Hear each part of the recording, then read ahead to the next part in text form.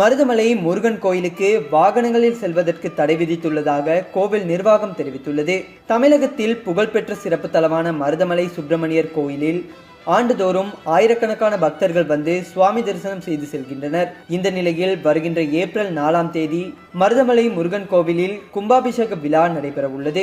April 1ஆம் தேதி முதல் கோவிலில் யாகசாலை பூஜைகள் தொடங்க உள்ளதால் அன்றைய தினம் மாலை 5 மணிக்கு மேல் கோவிலின் மூலவர் மற்றும் பரிவார சந்நிதிகளில் சக்தி கலசங்கள் வைத்து சிறப்பு பூஜைகள் ஏற்பாடு செய்யப்பட்டுள்ளது.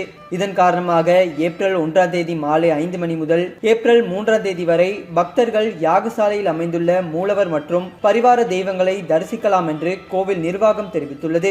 கும்பாபிஷேக விழாவை முன்னிட்டு ஏப்ரல் 4ஆம் தேதி முதல் ஏப்ரல் 6ஆம் தேதி வரை 3 நாட்களில் மலைக்கு வரும் பக்தர்கள் 2 சக்கர மற்றும் 4 சக்கர வாகனங்களில் செல்வதற்கு அனுமதி இல்லை என்று தெரிவிக்கப்பட்டுள்ளது. பக்தர்கள் படிக்கட்டு வழியாக அல்லது கோவில் பஸ்கள் மூலம் மலைக்கோவிலுக்கு செல்ல வேண்டும் என கோவில் நிர்வாகம் அறிவித்துள்ளது.